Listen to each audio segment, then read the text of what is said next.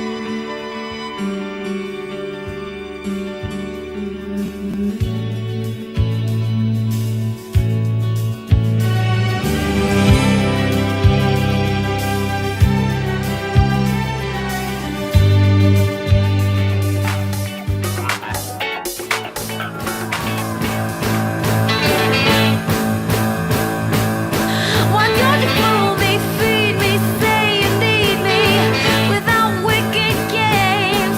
Come on, hold me, help me, say you love me, and not my dirty brain. Why don't you fool me, feed me, say you need me without wicked games? Come on, hold me, help me, say you love me, and not my dirty brain. I got one Alabama reserve that'll take me far away from you. 'Cause when you take me in your arms, I turn to slave. I can't be saved. So I got my cappuccino to go, and I'm heading for the hills again. 'Cause if we party anymore, we'll start a fire of pure desire. Closer, your mind's flying blind with your head and your face getting red and your heart beats closer. You fall on your knees and the geek at your feet says you need, and the beat gets closer. You die for the thrill and the kill, and your heart's at its will, but it still creeps closer. You want it to freeze, but you're weak and too deep, and the beat gets closer.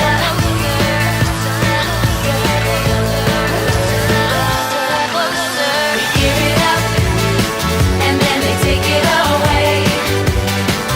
A girl's got to zip it up and get her head in the shade. Baby, we give it up. It's just a matter of time before all the heavy stuff comes back to bite your behind. You can't mistake my biology. The way that we talk, the way that we walk, it's there in our thoughts. The magic numbers in front of me. The way that we talk, the way that we walk, so easy to call. You can't mistake my biology. It's there in our Good up. thoughts. The magic numbers in front of me. The way that we talk, the way that we walk, so easy to call. You can't mistake my biology. The way that we talk, the way that we walk, it's there in our thoughts. I don't know what I'm doing. It had no sound just now, so I didn't even know if you could hear me. So, hello, good afternoon. How the devil are you? I have been out with Timmy Mallet or something. I think that's the general vibe. I hope you enjoyed me on GB News. I know it was about time. They can't help it. It's very difficult to have women who speak their mind on these TV things. I'm going to share with you two lads. The lads. Two lads, both apparently from Scotland, although you may hear from their accents that they are posh Scottish, if anything. Definitely posh Scottish. I'm just going to clean my glasses. Oh, also, word to the wise. If you're quite tired, don't stand under a light and have your photograph taken with your eyes squinted. Anyway, remember a couple of years ago, a very fine trans activist, put a photo of me online, and and they clearly use an age filter because even I don't look that old in real life without absolutely shitloads of light. And I can honestly say the photo that was taken of me and shared on social media last night didn't need that filter. I did look like an 80-year-old woman. So, but there you go. Don't use sunbeds, kids, until you look orange. Mm. Okay. Shall we have a listen? Shall we have a listen? I'm going to interrupt this a lot because I think it needs interrupting. And I'm just going to say also, I've spoken to more male politicians than I'm going to name. And I think this generally, men over 60 go off a little bit, don't they? But this is generally the idea of older, don't get it men. The sort of men that have never actually really listened to women, unless women are saying the sort of things that they want to hear. And can I just remind everyone that Rory's wife actually got about 16 million from USAID for basket weaving in Afghanistan. So Court and the judgment last week essentially saying that in relation to the Equality Act 2010, which was, I think, the Gordon Brown government's last act of parliament, that when that act refers to gender, they're talking, and sex, they're talking about biological sex. And the Lord Hodge, who is the deputy president of the court, who read out the judgment, and he did it in a very careful, judge-like way. And then what, a judge? Bloody hell. In a judge-like way? God, fancy that. Fancy that. Good luck on this one, Lord Hodge. He said this should not be taken as victory for one side against another in this argument, and trans people still have rights, etc., etc. But I guess where I come from it, well, first of all, what was your initial reaction on hearing that judgment and what it made you think about the issue? The first thing is that I'm in the States, and interestingly in the States, it's not the same debate. This is very much a debate in the States where most... He's in the States. He's in the States. He's not in England or in Britain. He's in the States. Okay, just in case you missed it, he's very much in the States. People on the progressive left are on the side of transgender, and most of the opposition to transgender comes from the conservative right. Britain is very unusual because it's in Britain. It's not unusual. You just don't know what you're fucking talking about, but it's not unusual that women from all over the political spectrum really don't want men in our spaces. It's not unusual. You just don't listen. You haven't been listening. You don't think it's a very important issue yourself. You don't think it is. So that's why you don't think it is. That you have figures like J.K. Rowling and others who are I know they're thinking about me. So feminists from the left who are strongly opposed to what they see as the excesses of transgender ideology. So this whole dynamic doesn't exist here. And actually explaining to an American audience why left-wing progressive feminists... It does exist, Rory. It's just that you haven't been listening to it at all, but it really does exist. It does. It does exist. Do you think he talks like this normally? Like at a dinner party when everyone's like banging cutlery and stuff. Do you think he's talking like that? And they just see his lips. They don't even, they can't even see his lips move because he's too posh. Like J.K. Rowling or Kathleen Stock are troubled by transgender ideology. It's actually quite difficult. So I've spent a lot of the last 2 days trying to explain it. Do you understand it? Because because I haven't actually listened to women in my life, except my daughter. And my daughter is a really overprivileged person who seems to make up dramatic dance interpretations of gravel. So do you get it? Do you get it? Like, do you get it? I get the thing about women feeling they want, quote, safe spaces. But I just don't give a fuck. I think that's what he's going to say, isn't it? But I just don't care. I hear them. I hear them. I hear the words. I don't actually care.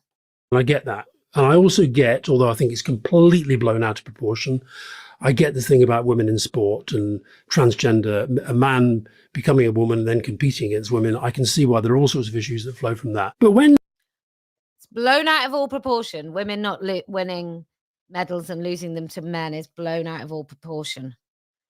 Why don't we just invade? I mean, I would just invade the women's changing rooms, Mr. Campbell. Maybe like illegal invasion of women's changing rooms. That's the sort of thing that I think you support, isn't it? Everybody came out and said this gives clarity. I just don't think it does give clarity at all. And well, what you could do is you could open your belt, unzip your trousers, look in your own pants, and you might find some clarity there. Well, one assumes you could find some clarity there. one of the most moving things I was at last year, Fiona and I did an event for a company. We were talking about mental health. And on the same day, on the same platform, there's a guy. Do you know what? I'll tell you what. Do you know what does cause really poor mental health? Going to war, like seeing your mates blown up. Going to war, invading countries, feeling like you're doing it for a government for no good reason. You're not really fighting for your country after all. You're fighting for sort of oligarchs and power and the war machine. You know, that's terrible for mental health, I've heard. Who a trans man, so somebody who had been a woman, now a man, working in this place, who gave a presentation, and it was just really moving how you know, it's really moving how she cut off her breasts and hated herself so much and found like some narcissistic trade-off that everyone would listen to her and we would take it seriously as if it's a normal thing, you know, and how by everyone going along with it and nobody actually telling her that she's insane and that what she's done is like just preposterous, weird, against humanity, etc. Is we all went along with it and we all felt like really good people.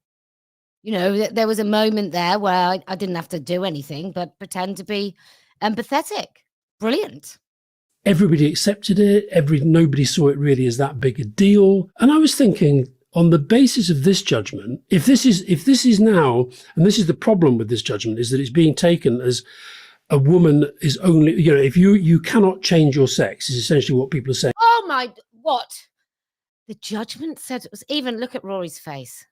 He's thinking, oh God, in a minute I'm going to have to try and grapple with the fact that somebody I'm doing a podcast with is actually saying that people can change sex. Out of this. But there's somebody who, this is the Equality Act 2010, there's somebody who, according to the 2005 Gender Recognition Act, actually has been allowed to redefine as a man. No. Well, two things. Number one, you do draw a very good point there, because we should scrap the Gender Recognition Act, because obviously it's bullshit and it's ridiculous. And what is it for? I think they go on to this discussion in a minute, so I won't go on too much about that. But what is the Gender Recognition Act for? On what basis has a man who then, I don't know, tucks his penis into his arse, on what basis has a man actually got to a point where he deserves the pension rights of a woman? Like, how many years was he not promoted because someone thought he might have a baby? Or how many years off did he have when he had a baby? Like, the biological barriers that made it necessary for women to have slightly different working conditions, and recognition of the fact that women do take time off for babies, and therefore an employer would see them like that. And look, if you're a small employer, I totally get it. I think it's something that we have to solve as a society, because if you could only afford 2 employees, why would you employ 2 like 28-year-old childless women who you thought might have babies soon. And I know that will piss some people off, but that's like genuinely the way the world works. That people are more worried about their own businesses than about doing right by women's maternity rights. Now, under this ruling, and I'm just putting this out there because I don't know the answer.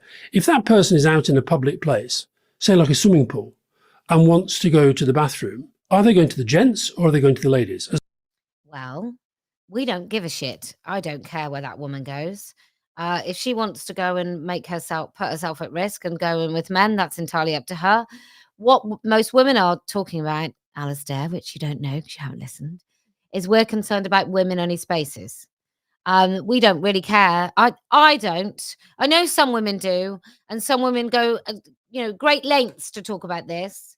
But my opinion is, if you've guzzled testosterone and you've made yourself look like a threat to other women, I don't really give a shit about you not being in our spaces. It doesn't make me feel like I don't feel any great stretch of sisterhood that I have to go in and extend some sort of special dispensation for you, especially if you're a mother, because actually I cease to have pretty much any compassion for you because I'm spending far too much time thinking about your gaslit and abused children. As I understand it, he now has to go to the ladies.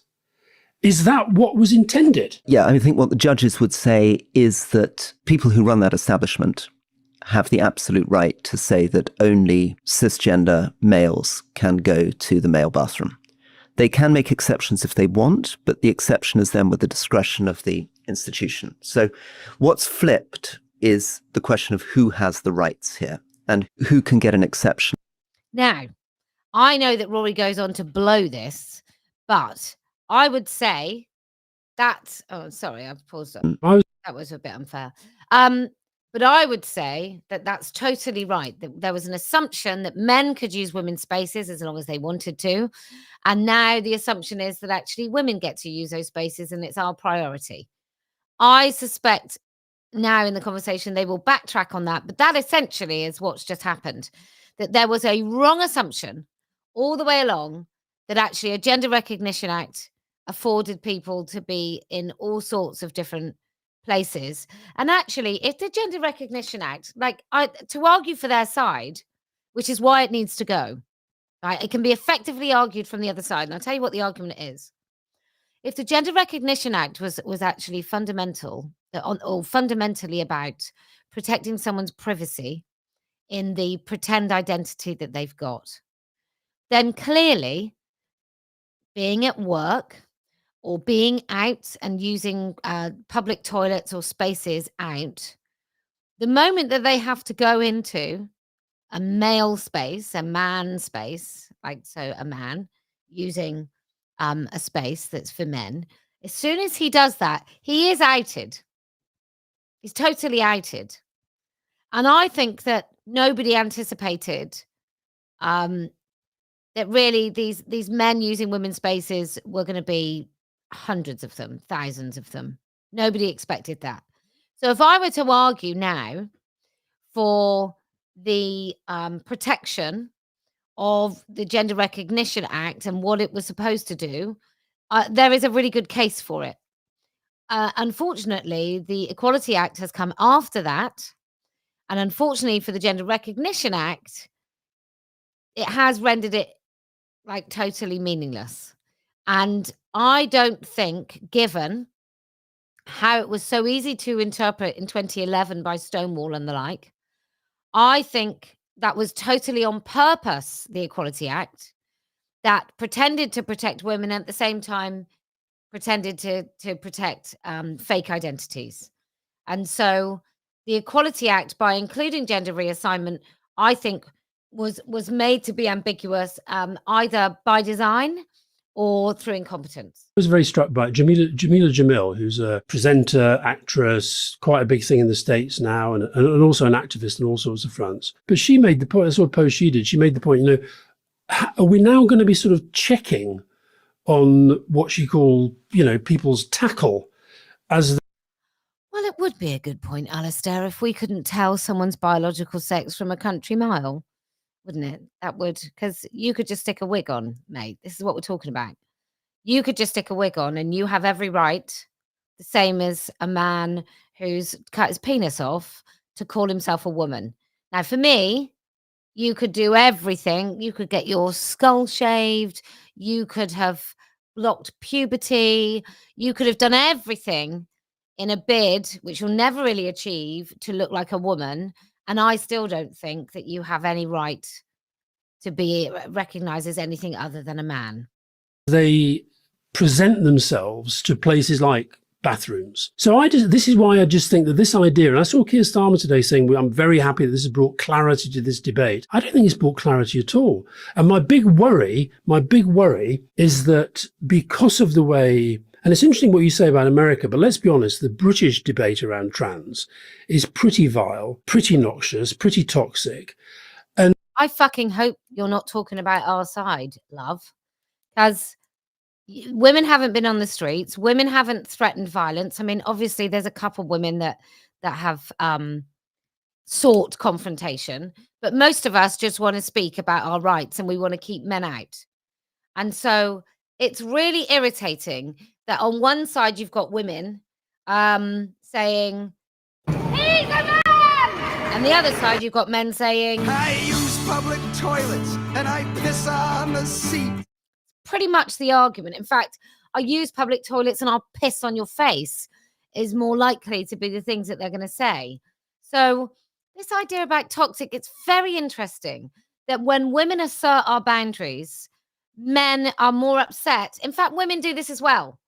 When women assert our boundaries, when women complain about the way we're treated, our complaint is treated as if it is equal, if not worse, than the thing we're complaining about.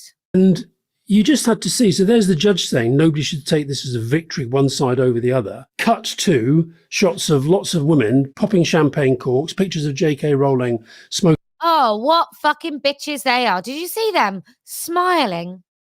Smiling with champagne? How dare they? You know, they could have been pissing up against statues and screaming about it. They could have been threatening suicide and genocide. They could have told people they were going to defecate on their heads, drinking champagne and smiling. Smoking a celebratory cigar. And I just worry that, and actually we had loads of abuse, you and I, down when we last discussed this. It was exactly the same, wasn't it, as what women get? It's exactly the same. You know, I mean, I just phone the police and report stuff that's very concerning for fun, really. I mean, it's just the same as like a couple of comments on social media, lads. And since this judgment, I don't know if you've seen, but some of the women columnists who are really, really active on their sort of poking us on social media and what have you. And one of them said, please don't give me any of that stuff about this being a marginalized, put upon community. It is. It isn't. It isn't. It isn't. It isn't. There is absolutely no compulsion for a man who thinks he's a woman to go out in a fucking summer dress and stilettos so that he apparently puts himself at risk. Like women, what we do is we organise our lives around risk, Alastair, and we do it like this. We have to think about how we're getting home at night. We have to think about how close that group of men is. We have to think about, what are we wearing? Have we got a coat to cover ourselves when we leave the clubs? Like when our daughters go out, do we have to worry about whether or not their shoes are equipped for running if they need a quick getaway? Do we have to make sure that we know exactly where they are on their sort of find a phone? Like, don't tell me that these men are vulnerable. They aren't. They're spoiled and entitled, and they associate people not going along with their shit with sort of anguish and distress because nobody's ever said no before.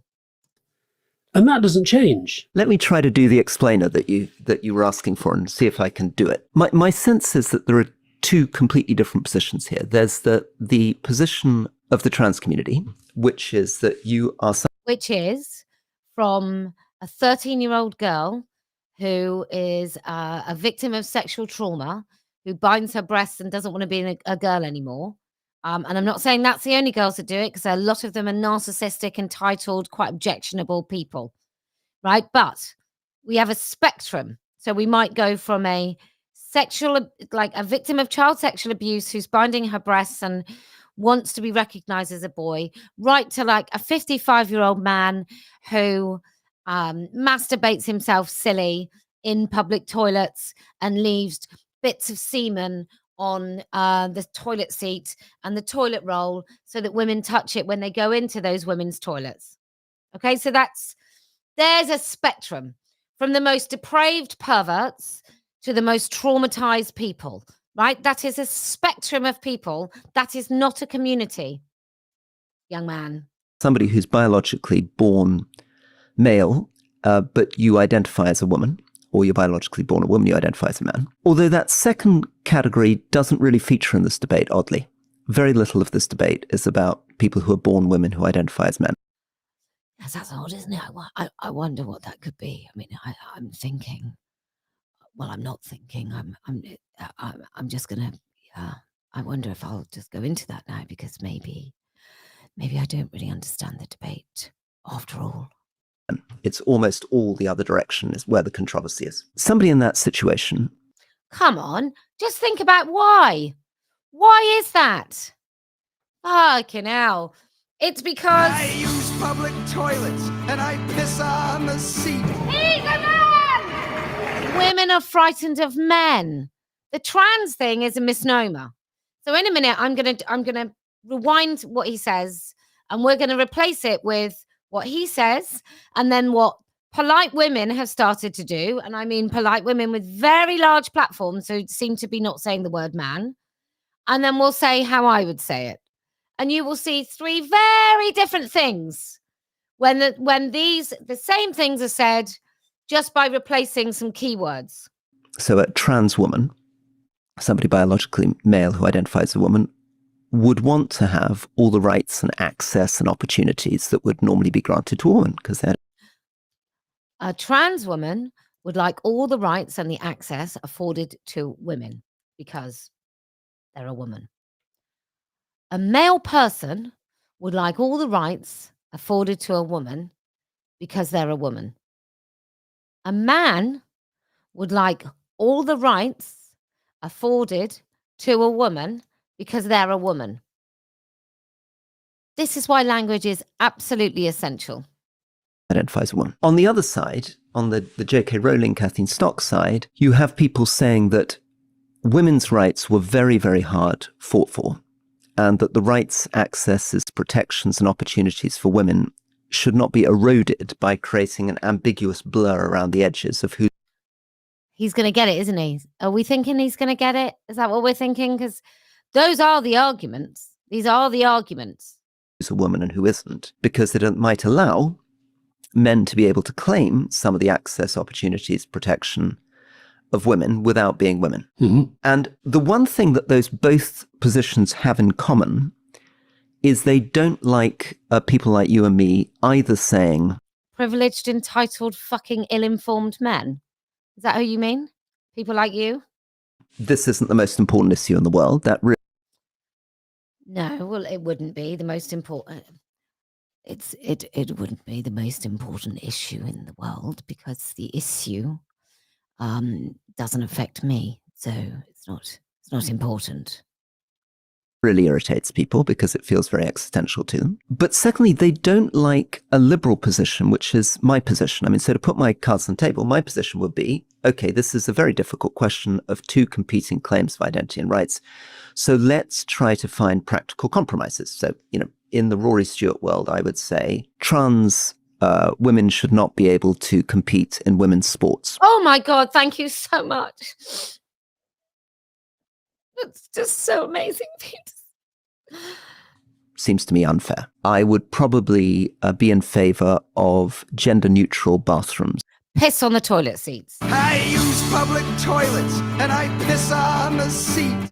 In many contexts to get around this issue, right? I would also be in favor of looking at a case-by-case basis on a trans woman wanting to go into the female estate. Yes, lock some men up with women. What's wrong with that? I mean, look, I say case by case. What I mean by case by case. The issue, what I mean by case is simply if he really, really wants to, we're not actually worried about women at all. And these men in with the women, we're not going to ask the women. It's going to be how much these men really, really want to go in the female estate. In a prison, because you have to balance the fact that trans women are at a lot of threat. I mean, if you just pointed this out, right? If you go into a male bathroom and you're a trans woman and you're wearing a skirt, you can be beaten up by a man in that bathroom. If you're a trans woman and you go into a male bathroom, a men's bathroom, then you might get, and you're wearing a skirt, you might get beaten up. If you're a male person going into a men's bathroom and you're wearing a skirt, you might get beaten up. If you're a man going into a man's bathroom and you're wearing a skirt, you might get beaten up. Bathroom, or you could, in a prison, you could be very badly treated by fellow prisoners. It doesn't happen otherwise. You know, men often just leave each other alone. Is like, you know, and obviously, if what they see, this is what trans woman does, and male person. I fucking hate male person. This is what trans woman and male person does. You make them not men. That's what you do. I mean, you clearly make them not men. And I want them always to be thought of as men, because it delivers such a different message. So, a man going into a woman's prison, how does that man not pose a risk to women if a man in a man's prison is at risk from other men? Like, this is what these geezers, what the lads do here is they fail to recognize that women have any fucking needs in this whole thing. They just refuse to see women as an entity, as a unique person who has needs, and those needs mean single sex spaces. And if these men are in those spaces, then women don't have single sex spaces. It's so simple. You could also theoretically, although there actually aren't that many cases of it, but it has happened, you could pose a threat to women. So I would be trying to argue that you... Sorry? It hasn't really happened, but you could. Rory. Come in. Listen very carefully, Rory. This is not basket weaving in Afghanistan now. Listen very carefully. I will say it so you can understand it in a really irritating sort of Radio 4 voice. Men aren't allowed in women's bathrooms, toilets and prisons, because men are a threat to women in a way that women aren't a threat to women. And we don't know which ones they are, Rory. That's the truth. So we don't know who's a threat. And so all men pose the same threat to women, whether they're in prison or toilets or having a wank while they're on duty as a nurse. Okay. Wanting to go into the female estate in a prison, because you have to balance the fact that trans women are at a lot of threat. I mean, if you just pointed this out, right? If you go into a male bathroom... Women are at a lot of threat if you put a man in their prison. And you're a trans woman and you're wearing a skirt, you can be beaten up by a man in that bathroom, or you could, in a prison, you could be very badly treated by fellow... Our job is not to look after men, actually. Prisoners. You could also theoretically, although there actually aren't that many cases of it, but it has happened, you could pose a threat to women. So when he talks about men in male prisons, so a man in a man's prison, he'll talk about the reality of the threat, right? He'll talk about, I don't know how many cases there are that he seems to know about. I mean, I'm sure he's got these stats coming out of his arse. But he hasn't included any stats or numbers or cases, no anecdotes, nothing. But as soon as he talks about the threat that these men pose to women, it's rare, you know, it's never happened. It's very, very interesting the way they do this. So I would be trying to argue that you look at this on a case-by-case basis and you try to navigate your way through these very difficult claims of values. But both sides hate that, because if you are a trans woman, you might say, listen, I am a woman. These are my rights. These are my entitlements. I don't want to be given a case-by-case treatment. I mean, we don't say, for example, if an African American is denied entry to a country club, they have to prove that they're not violent in order to be allowed to come into the Well, it's a bit racist, isn't it? That's a bit racist. So an African American, you would assume, is like violent. Seems a bit of a racist thing to say there, Rory, doesn't it? But a man, because sex is quite indicative, isn't it? Whereas race is not. Sex is indicative of violence, but race is not. Fuck me, they do get it wrong, don't they? the country club, they would say this is discrimination, right? Yeah. But as you've pointed out, all of this affects sport, access to puberty blockers. There's this amazing slow news Tavistock podcast done by Tortoise Media, if people want to get into that, looking at the use of puberty blockers, single-sex spaces, prisons, free speech, how you talk about this in school. And my goodness, it feels polarized. It doesn't feel like... Yeah, sterilizing children should feel fucking polarizing. You are either a wrong 'un or you don't want to sterilize children, Roy.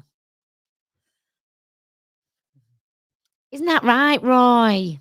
Like somebody like... I know his name's Rory, but I feel that...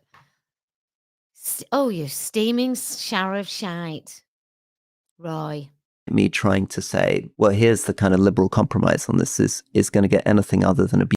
Let's half sterilize children. Let's half sterilize children. We could just half sterilize children. Abuse and hate from both sides. No, that's what I worry. That's what I worry about the judgment, and I don't think that was their intention. But I think that's the consequence. As a danger, that's the consequence. And I also do feel. I mean, look, we're a political podcast. I still think this should have been resolved by Parliament. I agree with you. I think the Conservatives should have dealt with it a long time ago. I think whoever designed the Equality Act is a fucking moron.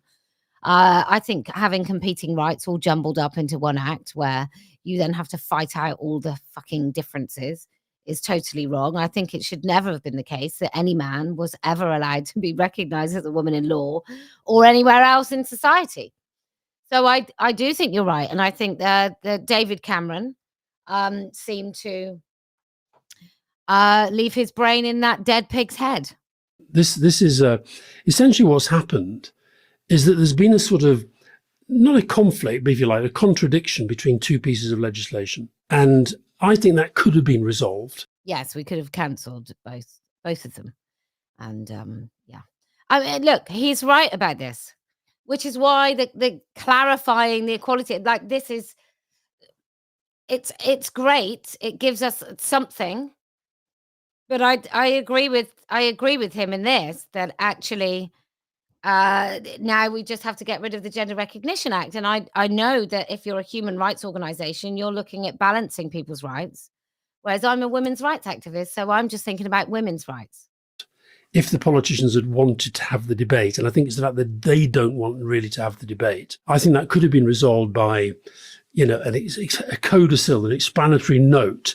You could have thrashed this out, instead of which you have the debate going on in the media, you have the debate going on through campaigners, you have the debate going on, if you like, through the loudest voices within that debate. And then a kind of quite subtle 88-page judgment comes out with what is taken, rightly, I'm not criticizing this, that was the most important line, was the thing about their definition of what a woman is. And that is immediately turned into a reason to carry on the fight, a reason not just to say the court has made this judgment and therefore we now proceed on this basis, but more, if you look at some of the rhetoric around this essentially is saying that there's no such thing as a trans person. Yeah. Yes, that's right. There isn't. There just isn't. There's a set of behaviours. And they're not even all the same. And every person who dares to call themselves something silly like trans. Yeah. If you're born a woman, you're a woman for the rest of your life. If you're born a man, you're a man for the rest of your life. So again, this is going to make a lot of people angry, but I think that we've also got to acknowledge that we are cisgender males. So we're people who are born biologically men and who still identify as being men. And therefore, we don't connect with this debate as clearly as some other groups. It's partly formed for me by a good friend of mine who was biologically a woman, but Honestly, these narcissistic women have self-loathing. Actually, not self-loathing, because I don't think they hate themselves at all. I think they really are madly in love with themselves. Many of them have this kind of weird, maybe there's a deep-rooted hatred. But there is a really kind of surface level overwhelming vanity and narcissism in a lot of these women. And they're quite hateful about other women because they didn't have the courage to be one. So, or to live as one, or whatever we want to call it, to call themselves women. They didn't have the courage to do that. They found it too difficult. I'm sorry if I sound like an asshole, but I think at some point we have to just hold back on the sympathy, and we really start having to talk about what is happening. And some of these women are fully grown women when they've decided to do this, and they're fully grown women when they decide to push it onto everybody. It doesn't identify as a woman, and they find this issue both something that's very personal, but also central to their work, because they run a clinic which works to provide puberty blockers for young people. Fuck me. Well, I didn't know that was coming, because I do try not to watch these things. So he's got a friend who's a child abusing person who likes to sterilize minors. Young people who are often suicidal, who feel These people are so wrong, so repulsive. He had a big fuss because I think his wife runs some sort of, it's like an artisan. It's something like in Afghanistan where you have, I think they had like 16 million a year, and it was preserving, because that's what you need more than anything is you need some foreigner coming over to make sure you preserve traditions in a country like Afghanistan. But they were based over there to the tune of millions and millions. These people don't live in the fucking real world. And now he's admitting that he's friends with people who make money out of sterilizing children. What a repulsive individual he is. that they desperately need support in protecting their gender identity, who don't want to transition into a gender that they feel doesn't belong to them, and feels that they're doing work which matters deeply to them personally in their own identity, but also to some very vulnerable people. But at the same time, that's balanced with the fact that as And I've got another friend, and what they do is they do hooker tutorials and prostitute for preteens. So when kids choose boy burlesque or teenage tarts, they can become sort of sexual objects and porn stars at 13, and it's really work that is very important, very important. It means a lot. It means a lot to a lot of us ex-politicians. Yeah, it does. Yeah. the Tavistock report showed, there are many complexities around why people. There's not. This is the whole fucking problem with academics and professionals. Let me just say, this is the problem. It is not complicated. There are men and there are women. It's not complicated. There's abusing children. There's not abusing children. It's not complicated. There's sterilizing children and not sterilizing children. It's not fucking complicated. There is lying to children and there is not lying to children. There is men going in women's spaces and there is not men going in women's spaces.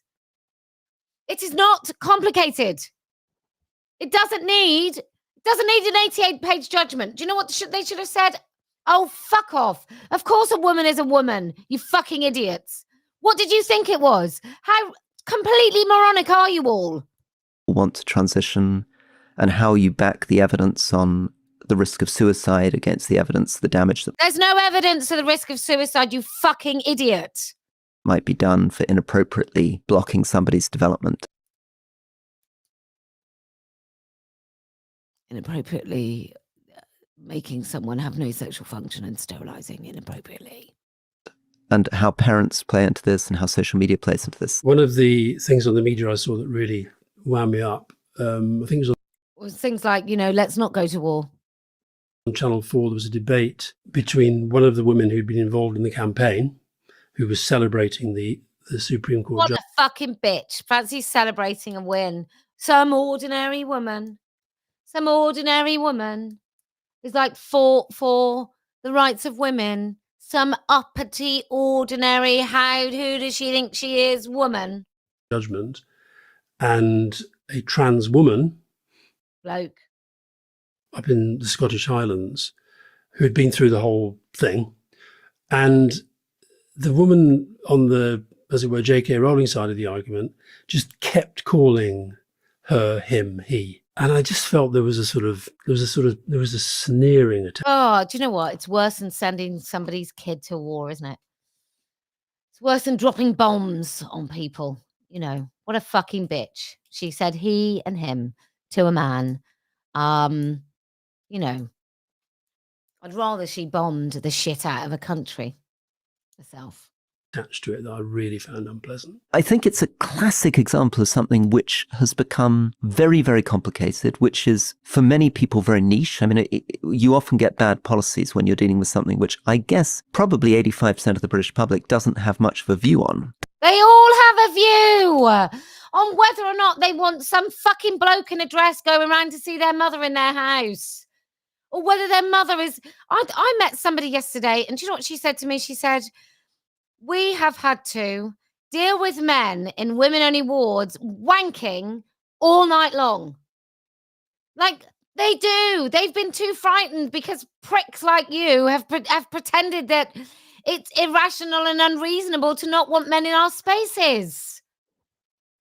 Doesn't think about very much. Well, this is the other thing. You look at during the last election, if you looked at the polling on the issues that people felt were important to them, and it wasn't asking about their voting intent, just the issues that were important to them. Trans was very, very low down.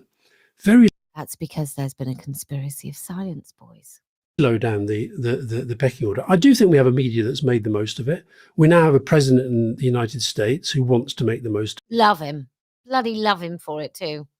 of it, and who actually, even in his acceptance speech, did a big thing about, you know, there are only two sexes, you're either a man or you're a woman, and let's get these sports people out and all that stuff. So weaponizing it, if you like. And the other thing, you're right that, of course, you and I are not women, just the same as we're not black and we're not poor and we're not African, and there's lots of things we're not. But Coherent, honourable. it doesn't mean that we can't have empathy for other people, or that we can't. Just not women. Just not that woman. Just not that moment when a woman is in a woman-only space and she hears a man's voice. You can't have empathy for that. You can't understand it. You can't hear it. You have no idea how her body responds when she can smell a man, when she knows a man is in her space, even if he hasn't even made an audible verbal noise. We know, we can hear it, we can sense it, we have the information, and we are informed rather of an entire kind of ancestry of women. Study things and try to develop an opinion. And I get, I actually had a real falling out with somebody at an event not long ago, because basically said that, she said, you've just been brainwashed. You've been brainwashed. And what do you mean I've been brainwashed? And then said, and what do you know about anyway? You're not a woman. And I said, and it's true. I listened to my overprivileged, spoilt brat daughter. Is that what you said? My opinions on this have largely been formed by, first of all, understanding this is a debate that's being weaponized. So therefore, don't rely too much on the media debate. Try to dig into it a bit deeper. But then in terms of my opinions, I would say they've been informed by Grace, my daughter, and her friend. You can tell. Friends, almost all of whom, I think, just found this judgment really quite alarming and dangerous. Because you can't... She was really stuck on an interpretive dance routine for this.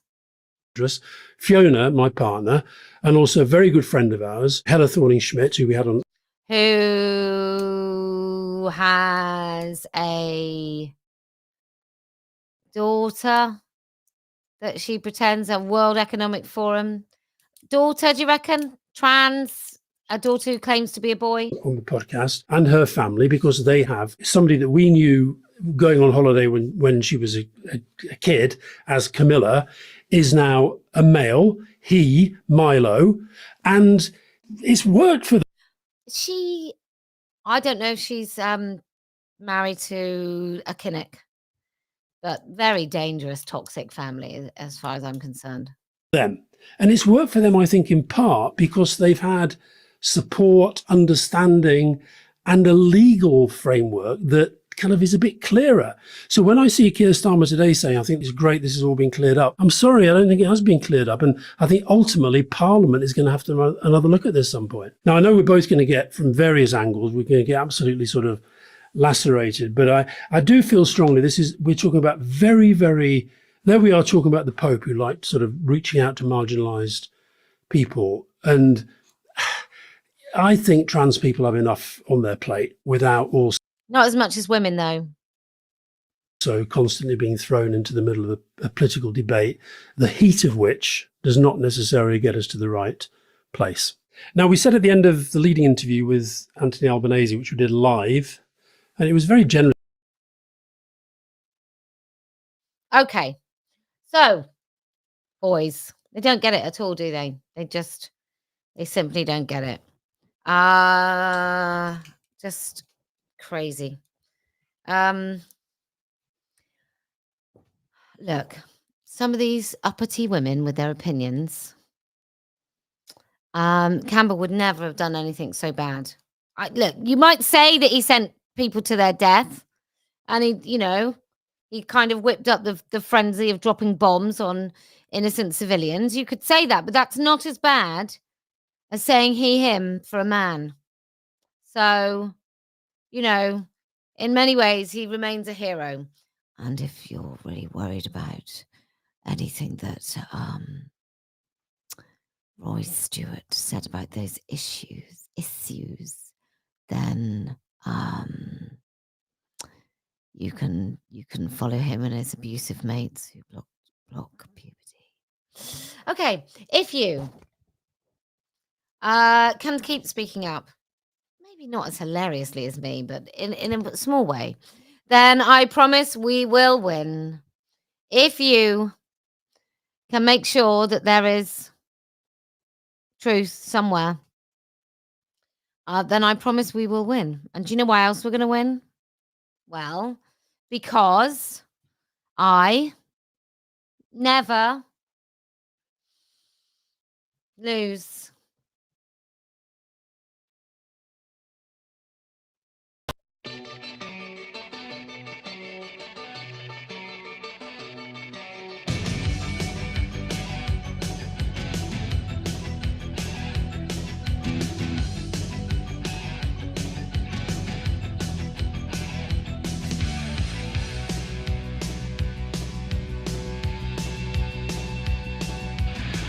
Last night a little dancer came dancing to my door.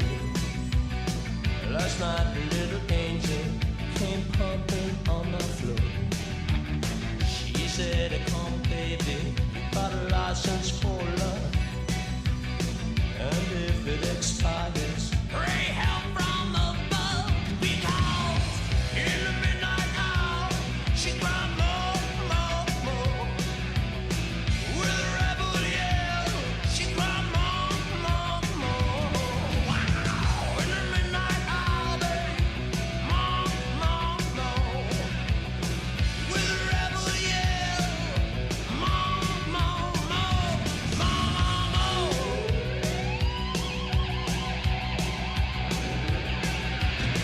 She don't like slave.